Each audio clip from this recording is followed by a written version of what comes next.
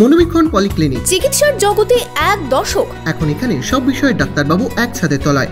Phone করুন 7477999515 এই নম্বরে। অপরাধীদের টার্গেট বয়স্ক মহিলারা। সাইবার প্রতারণার অভিযোগে পুলিশের জালে 3 কুখ্যাত অপরাধী। ব্যাংক থেকে টাকা তুলে বাইরে বেরোলেই তাদের কাছ থেকে তা ছিনতাই করে চম্পট দিত এই গ্যাংয়ের সদস্যরা। শুধু তাই নয়, সাইবার প্রতারণার মাধ্যমেও চলত অপরাধ। এমনই 3 কুখ্যাত গ্যাংয়ের সদস্যকে গ্রেপ্তার করল ডোমকল থানার পুলিশ। পুলিশ সূত্রে জানা গেছে, ধৃত শাহুল সিং, শেখ কালামউদ্দিন ও মানিক সিং উত্তর 24 পরগনার বাসিন্দা।